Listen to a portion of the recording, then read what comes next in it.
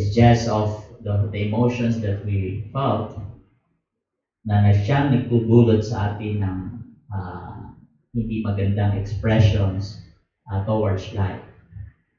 And that's also in nature within us because it is also created by God. Ang emotion natin ay kailangan natin i-express in different ways. But again, faith is always necessary for everybody. But today, we praise the Lord that is Sabbath day, and the Sabbath day is the rest day. Meaning, ito'y kapahingahan at ito'y araw ng Panginoon na tayo po ay magsamba at ibinibigay natin ito sa Kanya upang ang ating spiritual ay manorish and makapagpahinga sa dami ng ating iniisip araw-araw. At alam ko, iba sa atin, most of us ay nahihirapan dahil sa ekonomiya na dulot ng COVID. At hindi po natin yan pwedeng ialis dahil yan ay reality that is everybody is experiencing difficulties in life.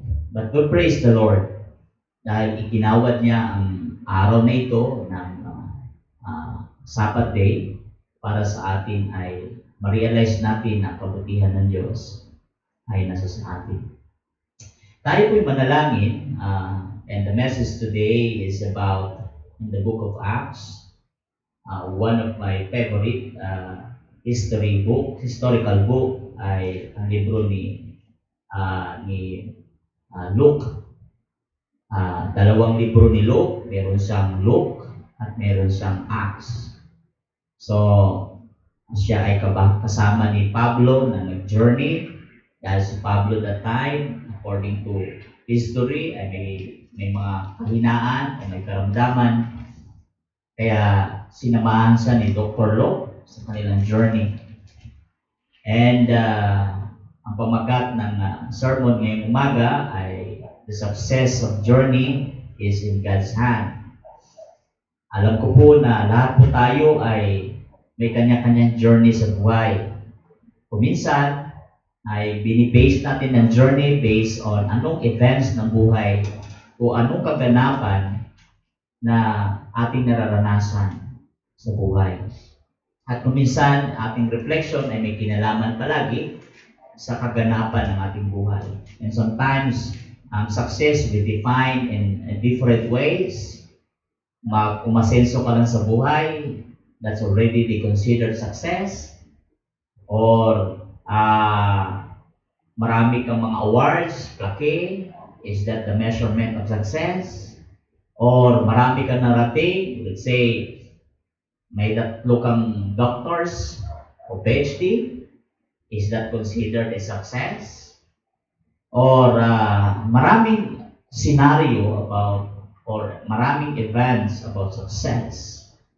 But ano ba talaga ang tunay na success sa biblical times o sa salita ng Panginoon? How are we going to define that in God's perspective? Malamang kasi sa worldly perspective, it might be different. At kuminsan, ang tagumpay ay para pang hindi na. Bigyan mo kayo halimbawa, si Alexander the Great is also a successful man because he conquered the world. At nung wala na siyang makalaban, wala na ano nang kasunod. So, is that considered a success? O kaya may sulat ka sa history like Manny Pacquiao can be considered na kasi may susulat na sa history ng boxing. Is that considered a success? Well, malalaman po natin yan sa sagot ng Bible in the story of Apostle Paul nung siya po ay nag-journey dahil may kaganapan na kailangan niyang masagot dahil siya po ay nag-pass ng letter sa emperador at ang sulat na yan ay may kinalaman doon sa kanyang event sa kanyang buhay sa nakaraan. Dahil nga po alam ko po ang actually sa mga scholars ay meron po tinatawag na tatlong missionary journey si Paul. But I consider this as four because yung panghuli ay nag-journey siya sa Rome para harapin yung accusation about him. Dahil po sa kanyang mensahe patungkol kay Jesus Christ ay merong accusation against him. At yun naman ay ang kanyang kinumplain, ang kanyang sinagot. Ngunit wala na patunayan ng mga tao nito. Pero ang mga Hudyo po ay nakialam at sila po ang nag-raise ng motion. At that's why nagkaroon ng problema sa times ng mga Romans in those days. Kaya si Pablo ay nagpursige at talagang naglakbay siya. At ang alam ko po sa history ay hindi po maganda yung kanyang journey sapagkat if you're going back to chapter 27, nandun po yung history ng kanyang shipwreck. At mamaya po ay malalaman po natin yan ng kabuuan ng ating mensahe ngayong umaga. But allow me to pray first at pag-usapan natin ito, the success or the journey that Paul reached Rome at naging matagumpay. Panginoon, salamat po sa umagang ito. Ikaw po ang mapurihan, ikaw po ang may taas, at sa umagang ito, gamitin niyo po ang inyong lingkod na magmutawi sa bibig ko ang bawat salita na dapat namin marinig. And allow me to share some points or biblical points in this narrative na kwento ni Paul sa kanyang huling lakbay sa Roma. At hayaan niyo po na maunawaan namin kung anong ibig sabihin ng tagumpay.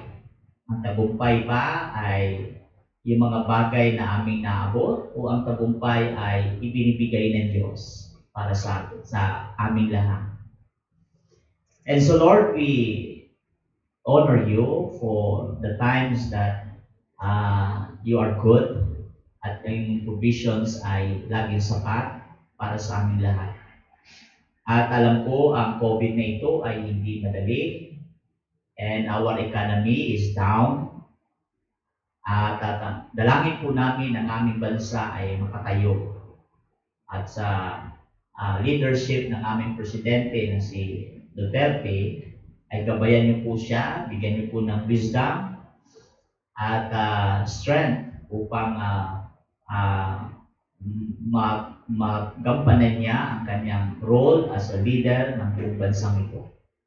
At Lord, humingi kami ng basbas ninyo na lagi niyo po kaming patnubayan o ingatan sa bunga ng COVID na ito o gawa ng COVID na ito, na kami po ay palagi niyong iingatan at proteksyonan sa lahat ng oras. Salamat din po sa mga kasama ko ngayong umaga for worshiping you by music, and thank you for their lives as well as they sacrifice na hindi naman po safe, pero dahil po sa call na ito ay gagampanan po nila. At salamat din sa oras na ito sa mga manunood. Gamitin niyo po ang kanilang puso at isipan sa pakikinig ng iyong salita at ma-encourage pa ang iyong salita. At salamat din, Panginoon, sa paggamit mo sa akin at lagi niyo po magbigay ito nawa ng honor sa iyo. Sapagkat ang bagay na aming ginagampanan ay hindi po para sa amin, kundi para po sa inyo. At upang kami pong mga tao ay makaunawa kung anong ibig sabihin ng gospel sa aming buhay. Kaya Panginoon, salamat po at ingatan mo rin ang aming mga kapatiran as they come and those who will worship through e-worship ay pagpalain niyo rin po sila. Salamat, itong aming panalangin sa pangalan ni Jesus, we pray. Amen. Alright, muli po ay magandang umaga. Ulitin ko po ang pamagat na ito ay the success of journey is in God's hands. Alam niyo po, marami pong batayan ng success. Pero ang success po ay hindi po yung means and the end. Because success, I believe it is a journey. Nilalakbay siya nating mga tao at hindi siya natatapos sa isang aspeto lamang ng tagumpay. Kaya po ang success ay hindi po sa masasabing the means and the end. Dahil kung nakikita mo yung history ni Paul sa kanyang journey, ay dinipay niya ang success kung ano yung ginawa ng Diyos sa buhay niya. Kaya that's why sabi ng mga secular, it is not a destination. And I believe on that because success is not a destiny.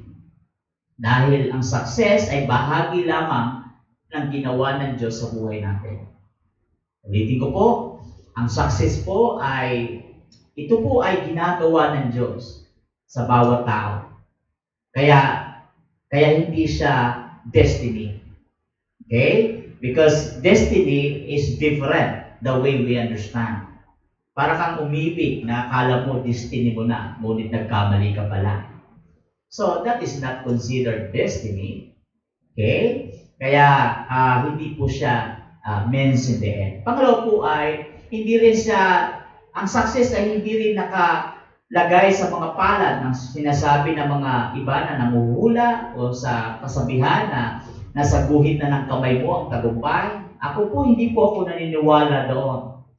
Bakit po? Ang disenyo po ay hindi po galing sa palad, kundi ang disenyo po ay galing sa kamay ng Diyos, na siyang gumagawa at lumilikha ng mga bagay-bagay patungkol sa kanyang kabutihan na nagbibigay ng impact at ito ay nagmamanifest sa bawat isa sa atin ng mga mananampalataya. Okay? Kaya success ay, kaya kung nasasabing ang tagumpay ay palagi pong nasa kamay ng Diyos.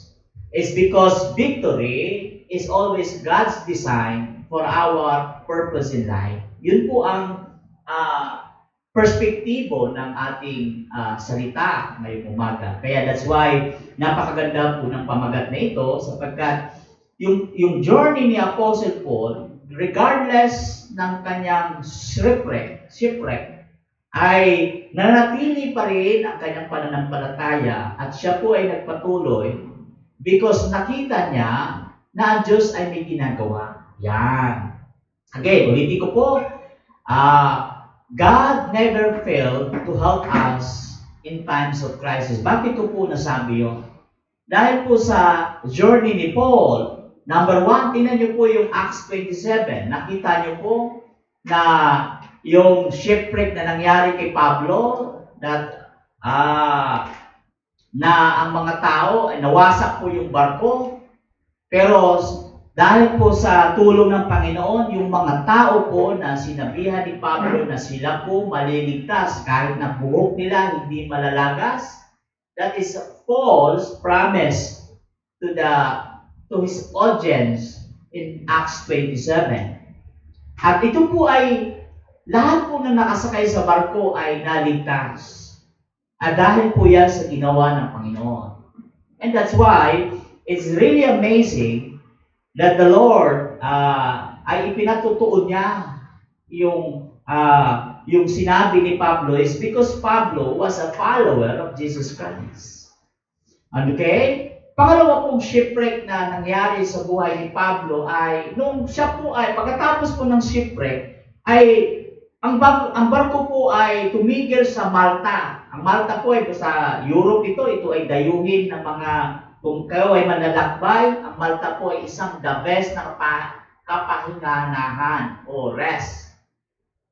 Kung ikaw po ay traveler, Malta po ang pinaka-the best na pahingahan ng mga tao na manlalakbay.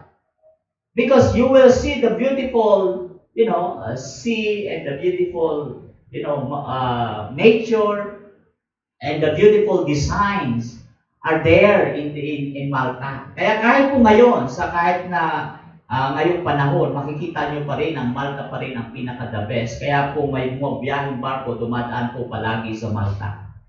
Kaya ang Malta po ay noong araw medyo mga trees pa yan, mga bubundukin pa. So, ano makikita mo sa mga bundukin pa? So, ibig sabihin may mga ahas na pumapalibot doon. At si Pablo po ay isang patotoo na kinagat siya ng ahas na ang mga tao ay nagsamba sa kanya sapagkat nakita ng mga tao na nung kinagat siya ng ahas, namangha sila at si Pablo ay nabuhay. Yun ba? So, it's really amazing that the Lord is doing in those times of Apostle Paul na naging saksi sa ginawa ni Pablo. At alam niyo po, ang tao nung araw, mabilis pong maniwala sa isang himala. Kaya nga po sumikat si Nora Honor dahil po sa himala. At ang kanya pong mga movie ay naging sikat sa mga Pilipino is because of yung kanyang aura ng isang artista bilang himala ay talagang ginampanan niya ng the best. Kaya po ay naging number 1 siya sa Pilipino dahil nakuha niya po yung simpatya ng mga tao. At kaya naman ay lumaganap na ang mga bagay na ito. So, kaya tao hindi makapaniwala. Bakit si Pablo nung kinagat ng ahas? Siya ba ay Diyos? Sabi ng mga tao. Kaya sila nagtaka nung si Pablo ay hindi po namatay sa kagat ng ahas.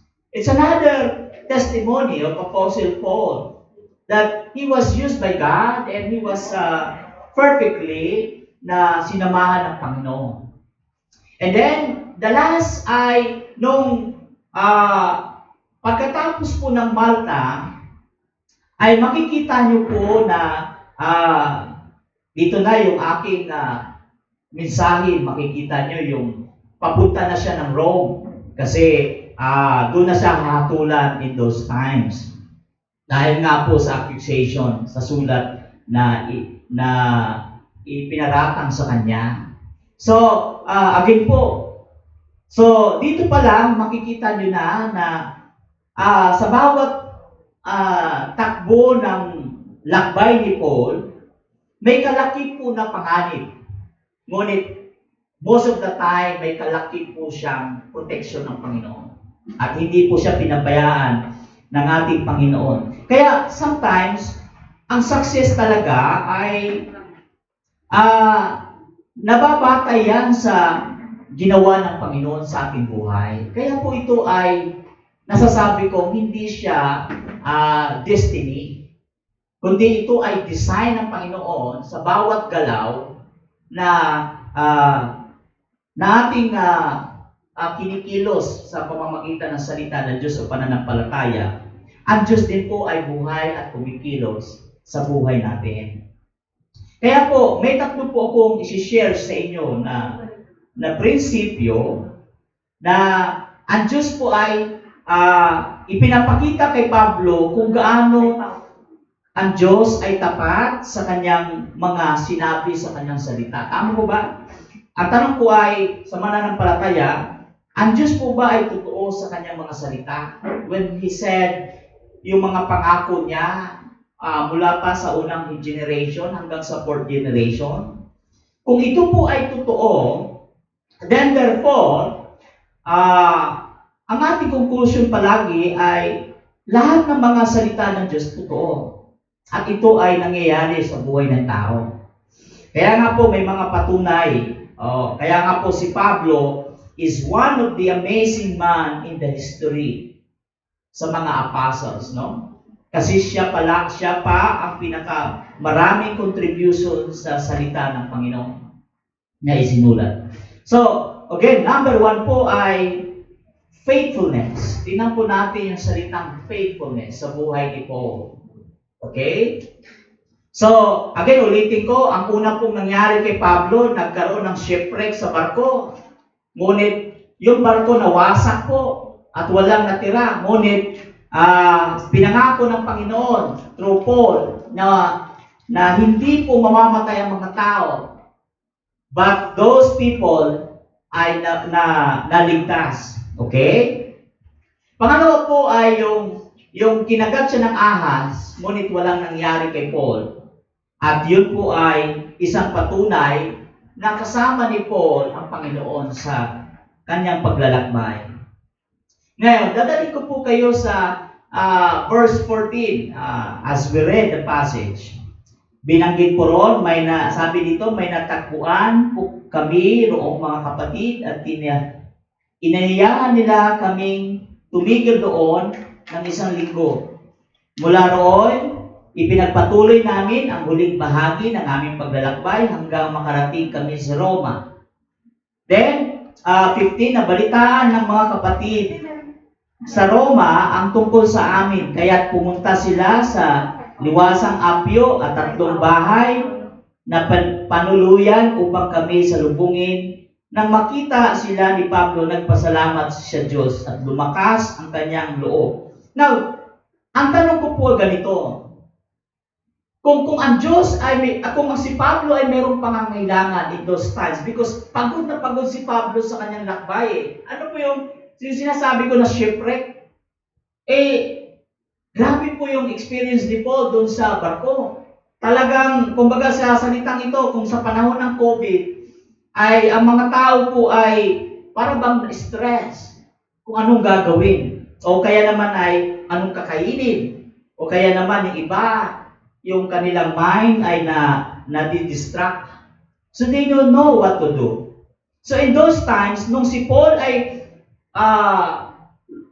pumunta ng Malta and he's about to walk going to Rome, ay malayo po kasi nung araw bawal, ang gamit lang nung kabayo at saka paa.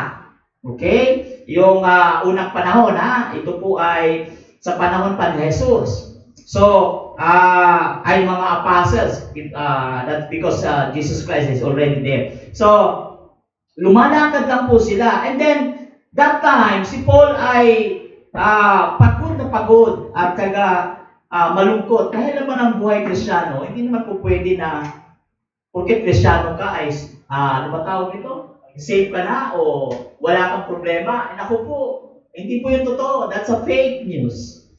Ang totoo po ay marami po kaming pighati at dala-dala mga problema sapagkat we are affected by our nature. Yung hatid ng mga mundo ay nakaka-apekto din po sa ating pamumuhay. Kagaya nga po ng COVID na ito, hindi po siya biro. At ito po ay nagdudulot sa atin ng malaking crisis because our economy is nowadays bagsak. So anong gagawin natin? Tayo po ay Kristiyano na nagpapatotoo kung ang Diyos ba matapat sa buhay natin. Yun po ang tanong. Ngayon, the time na bumaba si Pablo, sabi dito, di ba? Ang Diyos ay, nagtanong ko, nagkulang ba ang Diyos ng encouragement? O ang Diyos ba nagpabaya kay Pablo? Tingnan niyo po ang verse 14. No? Natagpuan kami roong mga kapatid at inayahan nila kaming tumigil doon ng isang linggo. Mula roon ay pinagpatuloy namin ang huling bahagi ng aming paglalakbay hanggang makarating kami sa Roma. Okay? Pero ang verse 15, ito ang senaryo. Nabalitaan ng mga kapatid sa Roma ang tungkol sa amin, kaya pumunta sila sa Liwasang Apio at 3 bahay, panuluyan upang kami salubungin. Ngayon po si Pablo nangangailangan ng encouragement. Kasi po ay puno rin siya ng problema. At iniisip niya yung mga mangyayari sa kanya. Pagdating niya sa Roma, ano kaya ang mangyayari sa kanya? At ano ang gagawin niya? Because he is under trial.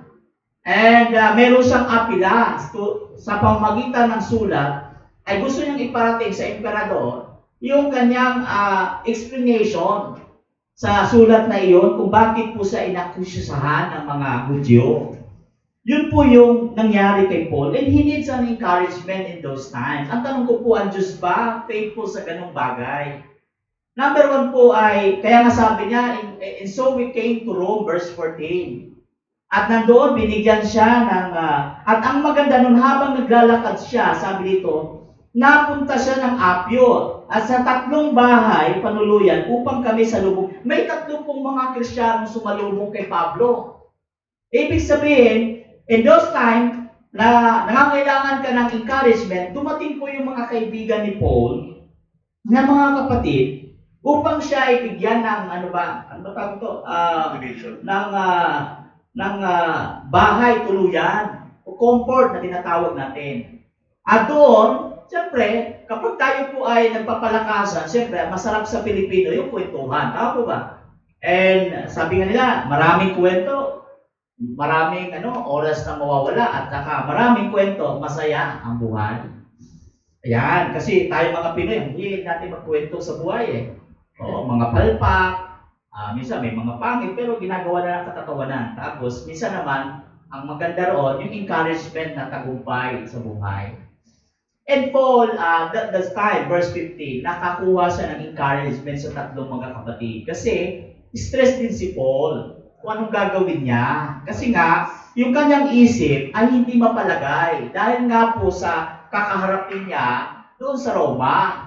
And so, yun po ay isang patunay na nakatanggap si Pablo ng presensya ng kanyang mga kapatid. At yun po ay ginamit ng Diyos upang si Pablo ay manumbalik yung kanyang lakas at magpatuloy siya sa Panginoon.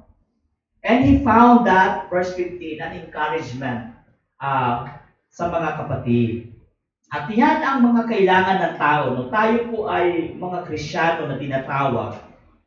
Tayo po ay dapat nagtutulungan in a sense that we promote peace, we promote encouragement. Hindi natin pwedeng i-promote ang negative na bagay. Although, kailangan natin magsabi ng totoo sa ating kapwa kung ano yung totoo, ngunit dapat nangingibabaw pa rin ang mabuti sa atin, ang encouragement sa atin. Hindi po bagay na makakadulot o makakaapekto sa ating espiritu ng masama. And that's the thing that we need to strive by the grace of God, ay magagawa po natin yan. Kung tayo po ay mangingibabaw po sa atin yung tinatawag na yung liwanag ng Diyos sa buhay ng mananampalataya. Sa mga panahon na ito, hindi po natin mas maganda po na sa COVID na ito ay ipasiwalat natin ang mga bagay na positibo sa ating mga buhay. Kasi ang lahat po ng tao ngayon ay under crisis. Each of us needed, positive life in life na kailangan natin yan. Kaya nung pagdating ni Pablo sa verse 16, nasa Roma siya. Pagdating namin sa Roma, sabi ni Pablo, pinahintulutang manirahan. Ito, another challenges in the life of Paul. Kaya mahirap si Paul, araw-araw, dami niyang challenges. Pero nakakabili nitong tao kasi hindi siya nawawalan. At yung katapatan ng Diyos, palagi po siyang kasama at hindi siya nawawalan. Kaya ang galing ng journey ni Paul. So, pinahintulutang manirahan sa isang bahay kasama ng kawal. Alam niyo po, maganda kay Pablo, sinalubong pa siya at meron siyang kawal na, kumbaga sa amin, I praise God for the PNP, no? O minsan, nahiya na ako na, nung isang araw na naman, may nag-request, Pastor, baka pwede mo naman tulungan kay Colonel kasi kailangan ko makatravel. Ngayon pala, pag ikaw nag-travel, kailangan pala ng silyo ng galing sa PNP para ikaw ay magkaroon ng travel pass na ikaw pumasa sa wala kang COVID. So, ganun pala ngayon, hindi ko po nalaman ito. Nalaman ko lang nung may humingi sa akin ng help. And praise the Lord because napakabait naman ng ating Colonel o Hepe ng ating Polo. I praise for their service kasi hindi niya tayo pinababayaan. So, sabi ko, sa kay ma'am, tulungan niyo naman yung aming kapatid at pinagbigyan niya. Dahil tama naman yung proseso namin kasi meron siyang requirements na talaga namang hindi natin pinahilig kundi sinunod yung tama. Kaya lang, siyempre, alam naman natin na minsan mahirap talaga lumapit din sa mga matataas. Kaya, praise the Lord kasi ang kabutihan ng Diyos ay kasama natin for that. So, kaya si Paul ay sinamahan siya ng mga gwardya. Parang sumikat tuloy si Pablo dahil sa ganitong kaganapan. At masasabi ko na ang Diyos talaga ay mabuti. Tapos sabi niya, 17, makaraan ng 3 araw. Binigyan siya ng 3 araw Si Pablo ay isang pulong pangunahin mo Diyos. So ngayon, in 3 days, kailangan ni Paul na magpahinga, ihanda ang kanyang sarili, kasi haharapin niya ang matinding hamon. Ano po yung hamon? Yung kanyang patutuo. Tingnan nyo ha, basahin ko. Lungsod nang magtipo na sila, sinabi ng mga kapatid. Kaya kahit na ako'y walang ginawa laban, ito, in-explain na ni Paul, laban sa ating bansa o sa mga kagulian ng ating mga ninuno, hinuli ako sa Jerusalem at sinakdal ng pamahalang Romano. Verse 18, matapos akong nitisin, ako sana'y palalayain na, sapagkat wala naman akong ginawang dapat parusahan. 19, ngunit tumutol ang mga Hudyo. Ayan, sa sulat niya ito. Napilitan akong dumulog sa emperador. Yan. And then, sabi na, gayon man, wala akong paratang laban sa aking mga kababayan. Nakagapos ako sa tanikalang ito dahil si Jesus na siyang pag-asa ng Israel, iyan ang dahilan kung bakit hiniling kong makausap kayo. Yan po ang sulat ni Paul. At ang sagot naman ng emperador at ng mga tao, sagot nila, wala kaming natanggap na sulat buhat sa Hudyo tungkol sa iyo. At sa kababayan nating naparito ay walang nagbalita o nagsasalita ng anumang laban sa iyo. Gayunman, nais namin pakinggan kung ano ang masasabi mo, sapagkat alam namin kahit saan ay marami ang sinasabi mga tao laban sa sektang ito. Ano po yung sekta? Dahil po si Pablo ay Christian. At hindi alam ng mga tao na ang kanilang inuusig ay kapwa din nila. Yun ang pagkakamali. Hindi pa nila alam yan. But tingnan niyo po, verse 22. Noong una, yung letter, hindi nila natanggap. Po pwede na hindi natanggapin si Pablo o hindi na kailangan magpaliwanag, diretso na siya sa accusation Ngunit ang Panginoon mismo gumawa ng mabuti sa buhay niya. Ano po yun? Sabi ng mga tao, sige, mag-testimony ka.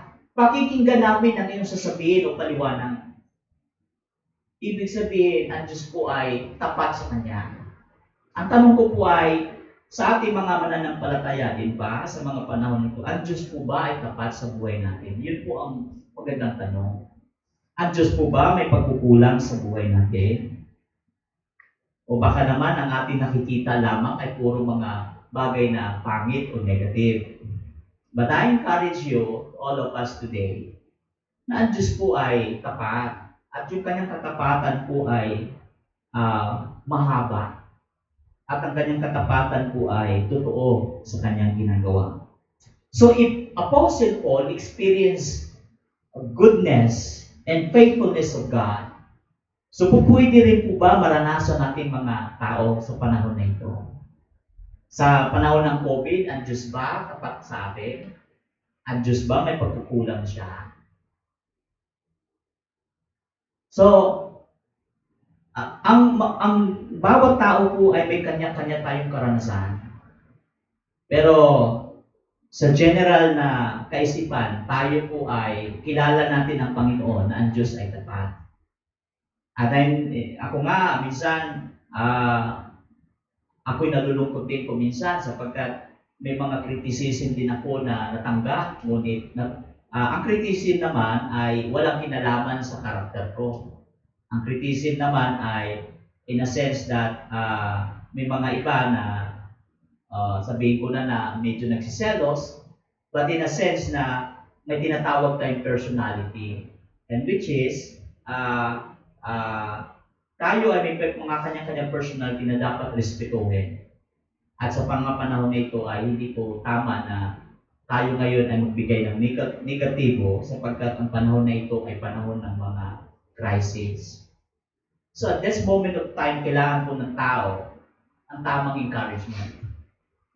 Tamang salita ng Panginoon. At hindi po tama na magbigay tayo ng mga bagay na kapangitan. At ipakita natin na mabuti ang Diyos sa buhay natin. But I praise God for these things because I am very confident. Because again, ang batayan po sa buhay ay Yung kung ikaw ay mayroong kapayapaan sa isip at ikaw ay ang puso mo ay nagagalak at alam mong tama ang iyong ginagawa, the Lord will give you confidence and the Lord will help you in those times. Kaya si Pablo po ay binigyan ng Diyos ng confidence. Bakit po malakas ang loob ni Pablo? Dahil nakita ng Diyos ang katatagan ni Pablo at nakita rin ni Pablo sa kanyang buhay kung gaano kumilos ang Diyos sa kanya. And by that experience, ay nagpatuloy si Paul sa kanyang journey. At alam niyo po, ang journey niya, hindi lamang po natatapos dahil ang Diyos ay matapat. Marami pa siyang naranasan. You know, alam niyo po, kala mo, sa isang journey, yun na ang means in the end, no? Habang nabubuhay po tayo, tuloy-tuloy po ang ating lakbay. At bawat lakbay ay may kanya-kanyang kwento at tagumpay dyan. That's why the journey cannot end there. But the journey always begins. Oh, yan po ang totoo. Pangalawa po na maganda kay Paul, yung kanyang character sa pagiging patience. You know, sa kaganapan sa Roma. Alam niyo po bakit napakaganda ng karakter ni Paul? Kasi anumang accusation na tinanggap niyang mali, ay nanatili pa rin si Pablo na ang presensya ng Diyos ay nasa kanya. Alam niyo po, di ba, kasama ng fruit of the Holy Spirit ang patience. Ako po ba? So, na-mention po roon na isa sa mga magandang katangian na ang Diyos ay nasa iyo, ang Banal na Espiritu, ay yung character ng patience. That is one of the amazing about Paul. If you look at, sabi na, kung papatuloy po, look at verse 23. Nung nagtakda sila ng 3 araw, sabi niya, marami nga pong pumunta at tinirahan ni Pablo, pagsapit ng 3 araw. Maghapon siyang ipalaw. Ibig sabihin dito po ay, yung after 3 days, he waited for this event. Nakakaharapin na po yung tao, mga Romans and other Christians. Ang ginawa po ni Pablo, instead na magpaliwanag, ito kagaganda kay Pablo ang galing niya. Kasi, ang kanya pong ginawa, instead na to explain what is happening, ang ginawa ni Pablo ay nagbigay siya ng mga mensahe sa tao. Ano po yun? Sabi natin, kaya maraming mga pumunta sa tirahan ni Pablo pagsapit ng 3 araw. Maghapon siya nagpaliwanag sa kanila at nagpatotoo tungkol sa kaharian ng Diyos. Ibig sabihin, si Paul is preaching the kingdom of God. Okay? Sa pamamagitan ng kautusan ni Moses at ng mga sinulat ng mga propeta, sinikap niyang hikayatin sila tungkol kay Jesus. Ibig sabihin, si Paul hindi tumigil sa kanyang goal na ang lahat ng mga witness doon o saksi ay ibinahagi niya ang salita ng Diyos. He never stopped sharing the gospel. Kaya napakaganda ng ginawa ni Paul Kaya ang sabi dito, ang conclusion ay iba naniniwala at yung iba hindi naniniwala kay Paul. Kung titingnan mo sa verse 22, nakita mo pa lang, sabi niya, gusto namin marinig yung excitement ng mga tao, gusto namin marinig yung iyong testimony kung anong meron sa iyo. Di ba? Tao po ba yung anong meron sa iyo? Sabihin siya po ay Kristiyano. And so, Paul was trying to explain the gospel to these people. At again, ang Hudyo po ay against dyan. Kasi po, sumisikat si Paul But you know, Paul keep on sharing the gospel of God. And then look at this, sabi niya, kalahati po naniniwala, kalahati po hindi. Sinabi ni Pablo, kinote niya yung Isaiah. Ano po sinabi ni Paul? Tama po sinasabi ng Espiritu sa inyong mga ninuno. Sa pamamagitan ni Propeta Isaiah, di ba, he explained about the mga ninuno niya. So sabi niya ito, kinote niya kay Isaiah, pumunta ka sa mga taong ito at sabihin mo sa kanila, makikinig kayo ng makikinig, ngunit hindi kayo makakaunawa. Ibig sabihin niya, mga ibang tao, hindi pa rin lubos tinanggap o naintindihan ang gospel ng Panginoon. At titingin kayo ng titingin, ngunit hindi kayo makakita. So, ibig sabihin, kahit anong gawin, may mga tao na nakikita na yung totoo, ngunit hindi pa rin nakikita kung anong reality ng Diyos. Minsan may mga taong gano'n, no?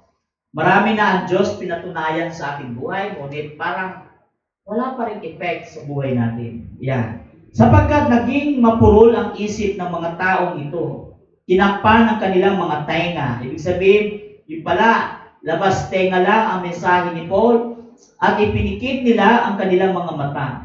Kung hindi, makakita sana ang kanilang mga mata, makakarinig sa kanilang mga tenga, nakaunawa ng kanilang mga isip, at magbalik loob sila sa akin at sila'y aking pagagalingin, ang sabi ng Panginoon. Wow, what an amazing statement from the prophet Isaiah. Now, ano ang point ko rito? Naging matyaga, number one, naging matyaga si Paul sa pagbabahagi ng salita kahit may mga taong ayaw makinig. But in Paul's heart is to deliver the gospel. And I guess, naging isa mga salita ngayon sa modern, they call it resilience. Alam niyo po yung salitang resilience? Yung po yung parang astig, matatag, matibay. Tama po ba? Pag may resilience spirit ka, ibig sabihin, matibay ka, kahit may COVID, sige lang. Yung mga ganun may mga pastor din, matapang. Pero minsan kasi tinuturuan din tayo ng wisdom ng Diyos. Hindi lahat ng katapangan mo ay may wisdom ng Diyos. Tama ba? Minsan, kailangan natin sumunod kung ano yung protocol ng mandate ng mga tao. Kasi minsan ako, pag alam ko kung tama ang isang tao, at ito ay protocol, minsan sa mga gwardiya o sa bangko, minsan, hindi po ako nagagalit kundi nagtatanong ako kuminsan. Sinasabihan ko sila. Minsan, last time sa bangko, pumila ako. 2 hours pa ako naghintay, nasa privilege line ako, pero hindi po gumagalaw. Siyempre, may mga lakad din ako na may kailangan, ay nagtataka ako kung bakit hindi gumagalaw. So ako po nag-inquire, I asked the counter, sabi ko, ma'am, pwede po ba akong magtanong? Yan. Ganyan po ako mag-inquire kasi ako po naturuan ng ating PNP kung anong tamang manner to really approach the people like that in that kind of situation. So sabi ko, pwede po ba mag-inquire? Kasi po ganito, di ba ma'am, nasa privilege line ako. Ma'am, parang napansin ko, hindi gumagalaw. So, ano po bang ibig sabihin? No? Kasi kami din po may mga trabaho. Kaya, minumungkahi ko po sana na bigyan nyo naman ng attention ang mga privilege. Kasi, hindi po yun itinakda yung pribileyo para lamang po ay pabayaan, kundi ginawa po yung term na yan para bigyan ng importansya at unahin. Yun po ang ibig sabihin ng privilege. So, ngayon ay tama naman yung approach ko dahil nasa manner of tone ako. Kaya ako po'y confident na gawin yan kasi kapag kailangan lamang, doon lang ako nagsasalita. It's because it is necessary for me to speak. At ayaw ko po ang mga kasama ko na tumagal doon. So, ganun po. Kaya I praise God dahil in that time, kumilos naman ang Panginoon and they admit, humingi silang pasensya at ako naman natuwa dahil na nag-move na yung pila namin. And we praise God dahil sa patience na ito ay ginagamit ng Panginoon sa atin. Minsan ang patience ay araw-araw natin itong ginagamit, lalo na sa pag-traffic ka, gaano katatag ang iyong pasensya. Yan. Kuminsan, natitest yan araw-araw. Maraming beses. But you know, Paul remains patient at nagpatuloy siya sa kanyang ginawa. Kaya, most of the time, sana sa ating mga Kristiyano, we practice patience to learn every day. And I think one of the key to attain success is to have patience. Alam nyo, sabi sa biblical, di ba sa Ecclesiastes sinabi ng in season, sabi niya, there are 4 seasons, binanggit sa Ecclesiastes. Tama po ba? 4 na season. Kasi ganito, ang Chronos o God's time ay iba sa oras ng tao. Kaya ang movement ng Diyos ay iba sa movement ng kaisipan ng tao. Remember this, mga kapatid. Ang oras ng Diyos ay iba sa oras natin. At yung kanyang gilos ay iba sa iniisip natin at ang iniisip ng Diyos ay iba because ang kanyang kaisipan ay palagi kong tagumpay ang kanyang ibinibigay sa atin. Hindi po ikapapahamak ng tao. Ang dami po yun. God never designed to put us in danger. But the design of God is to always have success in life. Kaya po, huwag niyo pong titingnang mali yun. Lagi niyo po titingnan, malamang ay sinusubukan ng Diyos sa anumang aspeto ng buhay, yung mga kaganapan sa ating buhay or the events of life. But rather, wait for God's work. Kasi kung hindi, paunahan natin ng Diyos ay hindi po yun favor ng Diyos. Ang favor ng Diyos ay kung ano po yung gagawin ng Diyos sa buhay mo. Na amazingly, you will experience the beauty of God's goodness in our life. Yun po yung kailangan natin ngayon. Let us be patient of what God can do to us. At hayaan niyo po na ang Diyos ay kumilos sa ibang bagay. Just remain faithful and remain patient in our life. Pangatlo po ay ang kagandahan ng journey ng Paul na naging matagumpay sa kamay ng Diyos, yung kanyang pag-aalaga, ay last na po ay, if you look at verse 28 hanggang 31, napakaganda, amazingly, the Lord, how God works in the life of Paul. Alam niyo po, natapos po yung accusation, si Paul po ay, imbes na makulong sa kulungan, kinulong po siya saan po? Sa kanyang bahay. Tama po ba? According sa story, if you look at 31, ay, 30, nanirahan si Pablo sa Roma ng 2 taon. Tama po? Sa bahay ng kanyang inupahan. At tinanggap niya ang lahat ng pumupunta sa kanya. You know, to do the ministry, sabi ng panahon, hindi naglaga ng Diyos kung ano yung ginawa ng Diyos sa kay Pablo, dahil si Pablo sa heart niya ang kanyang ministry. Ngayon, binless ng Panginoon at sabi ng Panginoon sa kanya, dahil nga po sa mission ni Paul, ang kinalugdan ng favor si Pablo. At ano po ang favor na ginawa kay Pablo sa buhay niya? Siya po ay inalaw ng taga-Roma na siya po ay magkaroon ng house arrest sa kanyang inupahang bahay. At doon po siya nanatili. Kumbaga sa panahon natin pag may COVID, meron kang 14 days quarantine. Tama ba? Tama ba? May 15 days before you admit that you are, na talagang nagmanifest ang COVID. Di ba 14 days? Isang mga tao hindi makatiis sa isang araw. Naku po, eto mga tao. Sinabi lang GC ko, naglabasan lahat. Nakita ko, paglabas ko, traffic. Naku po. Sabi ko, pag traffic, normal yun. Pero pag hindi traffic, abnormal sa Philippines yun. Tama ba? So, ano po ang punto ko rito?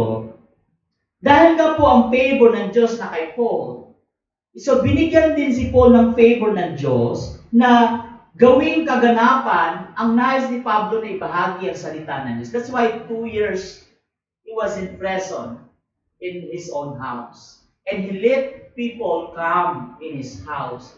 And then, kapag pumunta ka po sa bahay ni Pablo, he shared the message of the Lord. Hindi ba magandang bunga ng biyaya ng Diyos? Ang tanong po minsan natin, ano ba ang relationship ng grace ng Diyos sa buhay natin? Yan. Na alam niyo po, ang itong problema ni Jonah, kung kilala niyo po si Jonah, alam niyo po, ano ang problema kay Jonah sa chapter 2, yung nalunok sa ng isda? Alam niyo po kung bakit nandun siya? Dahil po hindi niya inunawa yung grace ng Panginoon sa buhay niya. He tried to reject the grace of God. Ako ba sa story ni Jonah, the prophet? Kaya nga po, nilagay siya sa nilunok sa ng isda. Ngayon po ay, ang grace po ibig sabihin, meaning, ang relasyon ng grace sa buhay natin is to understand God's grace. Ibig sabihin, unawain natin yung salita ng Diyos sa ating puso. Yun po ang ibig sabihin ng grace. And Paul understood himself kung ano po ang relationship ng grace ng Diyos sa buhay niya. Ano po yun? To understand the Word of God And the manifestation of God's Word ay nakita sa buhay ni Pablo at ibinahagi niya sa kanyang mga kapatid.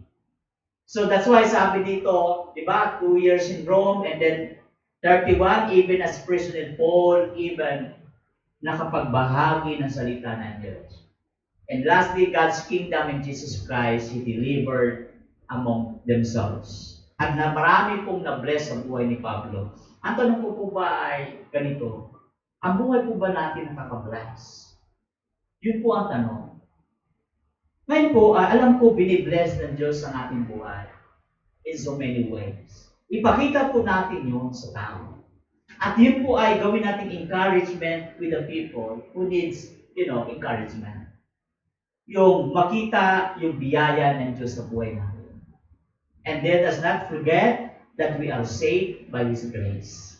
Tama ba? Is that an amen for God's glory? Yan po ang sabi ng Panginoon.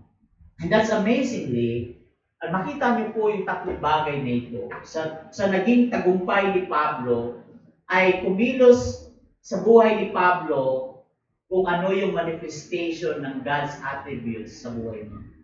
At ano po yun? Ulitin ko, number 1, yung katapatan ng Diyos sa buhay ni Pablo ay sinamahan siya sa kanyang journey.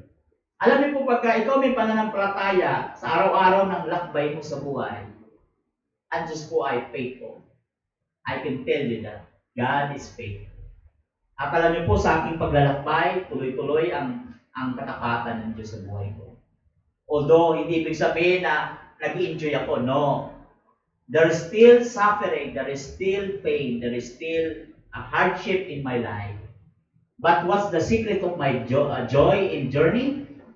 Is because of God's faithfulness. Pangalawa po ay itinuturo din sa tagumpay ng buhay na mag-antay tayo sa tamang oras. Kung meron kang bagay na nais gawin sa buhay mo, wait and be patient because God is patient as well. Tama po ba? Oh, yan. God will do the rest because sabi niya in Ecclesiastes, there's a time for everything. In every season, gumagawa ang Diyos at kumikilos. Pangatlo po ay, yung God's grace o biyaya ng Diyos, ay sapat yan araw-araw sa ating mga ginagawa. At kailanman ay hindi nagkulang ang grasya ng Diyos. Sabi nga dyan, pagising pala natin sa Psalms, di ba? We praise the Lord because of His life that He gave to us as a gift. Tama po ba? Kaya minsan, pag ako gumigising, thank you Lord. My wife also the same, na nahawa sa akin. So every day, pagigising kami, thank you Lord for the gift of life. And that's how we appreciate the beauty of God's goodness. And likewise din po sa ating mga manunood, let us not forget that we live by God's grace. Pangalawa po ay success ay masasabi kong lagi nasa kamay ng Diyos because Paul, inawakan lahat ng Panginoon kung anong lakbay ni Apostle Paul sa kanyang mga nais gawin, nandun ang Diyos, ang kamay niya ay laging bukas sa buhay ni Paul. Sa ating buhay, bukas din ang palad ng Diyos. If you believe and if you admit Christ as Lord and Savior, I'm telling you, the hands of God is with you and He will protect you and He will bless your hands kahit anong gawin ng iyong kamay, pagpapalain niya ng Diyos. Tandaan nyo, tama? Na kapag sabi sa Proverbs, di ba? Ang masipag na kamay ay pinagpapala ng Diyos. Tama ba? Nagbubunga. Tama ba? Is it biblical? Sinabi niya sa Proverbs. Kaya, naniniwala ko na bawat direksyon ng buhay natin laging nasa kamay. At ang tagumpay na yan ay palaging hawak ng Diyos sa ating buhay. And you will appreciate the purpose of success in our life. At saka meaningful siya. At saka iba yung nagkakuha ka ng award pero para bang empty ka pa rin ba? Para bang kulang. Pero pagdating sa Diyos, na alam mo ang Diyos ang gumawa sa iyo, ang gumawa ng iyong tagumpay, ng ating tagumpay, lagi tayong magpapasalamat dahil lahat ng success na yan galing sa Diyos. Yan po ang tagumpay na sinasabi ko. At ang victory ay dinideklara ng Panginoong Hesus Kristo. And that we call that glory to His name. Tama ba? All the praises, all the success in life belongs to God. Amen po ba? Amen. Alright, salamat po sa inyong pakikinig. The Lord will bless you. And I pray that the Lord will use you. And the life of Paul is a big challenge nowadays. At alam ko po na may gagawin ng Panginoon sa ating mga buhay.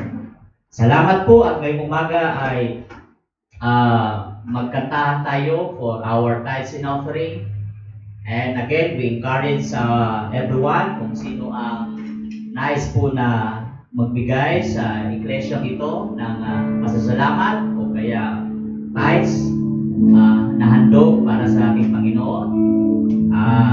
Wini-welcome po kayo.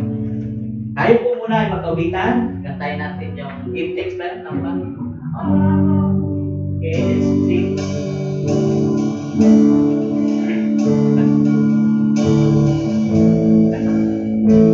Let's sing, give thanks. Give thanks with a grateful heart. Give thanks to the Holy One. Give thanks because He's given Jesus Christ, His Son, and now let the weak say, I am strong. Let the poor say, I am rich because of what the Lord has done for us. Give thanks. Tayo po'y manalangin at magpasalamat sa Diyos sa kabutihan niya. Lord, we thank you for your faithfulness. We thank you for your patience. Alam po namin na mahaba ang iyong pasensya sa amin. And Lord, we pray na habaan niyo pa ang iyong pasensya sa amin. That you will love us more. And thank you po sa grace na pinagkaloob niyo araw-araw. And through this tithes and offering, alam ko po, isa itong ebidensya patunay ng iyong kamay ay kumikilos regardless ng COVID-19. Ng aming economy ay so much down because the private companies were very affected of the situation. We ask and pray in the mighty hands of God to work in the midst of us. That Lord do not abandon our country, but Lord rise up and help our country to deliver us into victory. And Lord, through this tithes and offering, thank you for your goodness and your faithfulness, that every day we receive blessings in your hands. Lord, I pray for those who gives for this. It is to offer in your kingdom, for the expansion of your kingdom. Use it for your glory alone, not for our sake, but it's for your glory, for your kingdom in our kingdom. Bless their hands, O God, because you are the one who gives blessings, not us, not our effort. It is always by your hands that is committed to expand and to bless us. And also, I pray for those not yet capable to give. I pray that you extend grace and bless them, that they may experience the goodness that comes from you. And Lord, we thank you for my members in the Church of the Nazarene in Light of the Mountain, that you are always working in their life, keeping them safe, always blessing them. And thank you for your faithfulness displayed in our church. And for those churches around the world and also in the Philippines, in the Church of the Nazarene, I know you are working, each of us, and you will bless each of our churches here. And bless also your servants, that they may continue working in your vineyard and to keep and to preserve the souls of yours as your people exist. Thank you so much, O God. And those who are watching us, I pray for also that you bless them in whatever means that they can be, used. And you, Lord, I pray that your hands will extend to them. Thank you so much, oh God, for your provision is so high and rich, oh God. In Jesus' name we pray. Amen. All right. Again, ako na magtuloy ha. Announcement, una muna, bago lahat ay please, with the leadership of Nikki, ay tulungan niyo si Christine sa prayer. Ano yung tawag doon? No, no.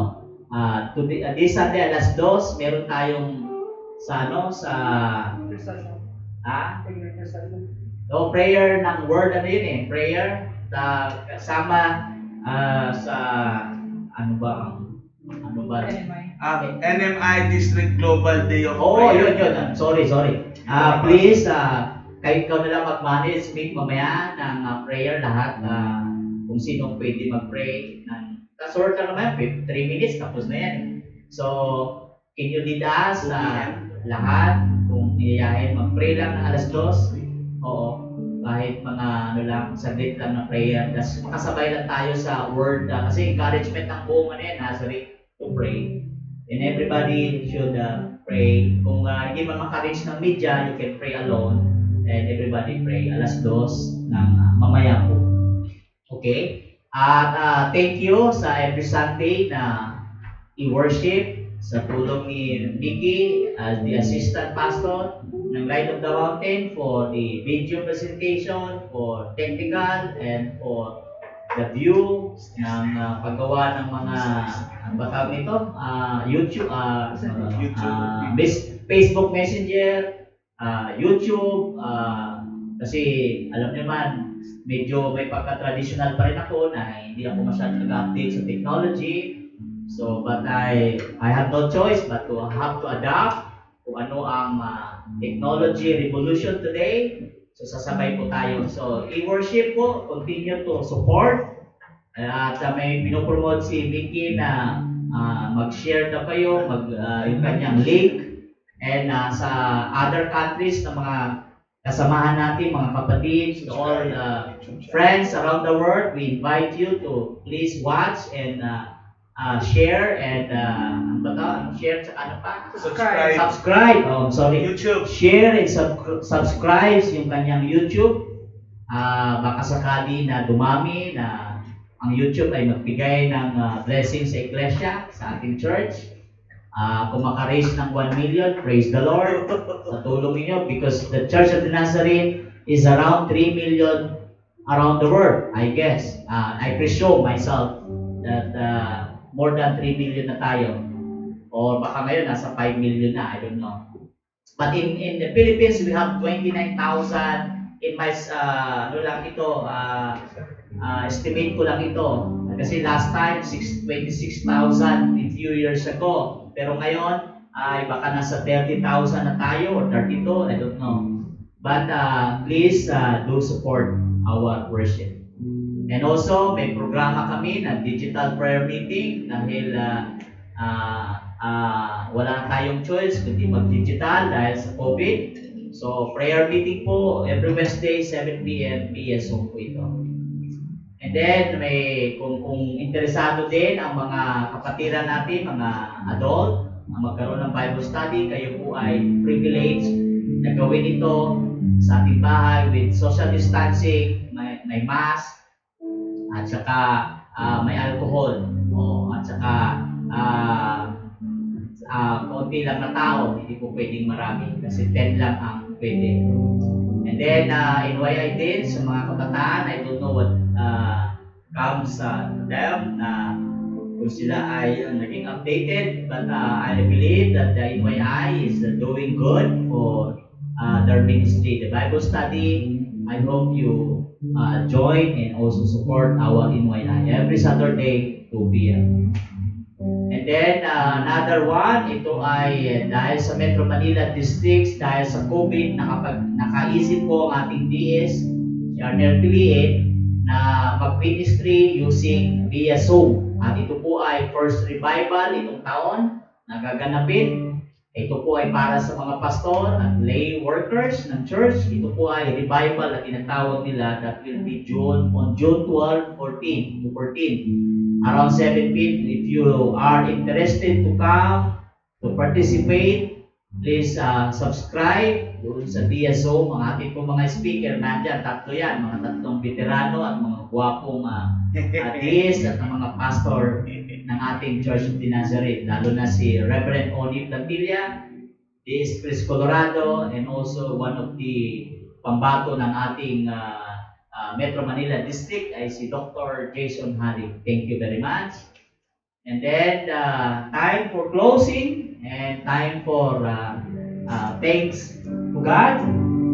At tayo po ay manalangin. Tanggapin niyo po ang ating benediction as you receive this. So, let us pray together. The Lord bless you and keep you. The Lord make His face shine upon you and be gracious to you. The Lord lift up His countenance upon you and give you peace. Amen. And let us sing the doxology song as the end of our worship. Praise God from whom all blessings flow. Praise Him, all creatures here below. Praise Him above, ye heavenly hosts. Praise Father, Son, and Holy Ghost. Amen. God bless you all. And also, let's have a short fellowship. And thank you once again. Thank you sa ating musician, si Ronald, yung ano ba tawag ito? Cage ng kanyang drums. He's doing the best he can and improving always sa kanyang ministry. Thank you so much, Ronald. Kay Angelo, ang kanyang guitar skill ay nagagamit sa ating iglesia. Thank you din sa kanyang ministry. And also kay Michael Diba sa kanyang ministry sa technology at sa lahat ng mga areas ng ministry na kanyang ginagawa. And also Rochelle, salamat din sa paglilinis at sa iyong tulong ay malaking tulong yan sa amin. And also thank you sa pag-asawa, sila Engineer, Mr. James sa kanilang katapatan for joining our worship time. And the rest, those who are watching us, thank you so much. God bless you all.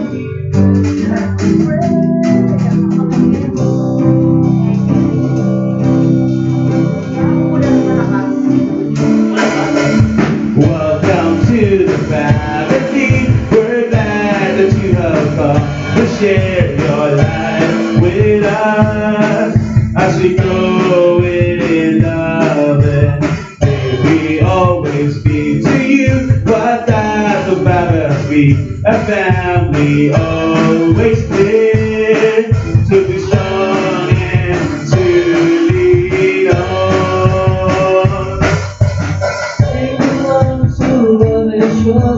More as you take your words of love beyond our lips in everything we say. May the Spirit touch our hearts and keep us down to play, and we might be the family. Welcome to the family. We're glad that you have come to share your life with us as we grow in love and may we always be to you what God will have us be a family always there to be strong and to lean on, to be strong and to lean on, to be strong and to lean on. God bless you guys and see you next Sunday. Blessings po.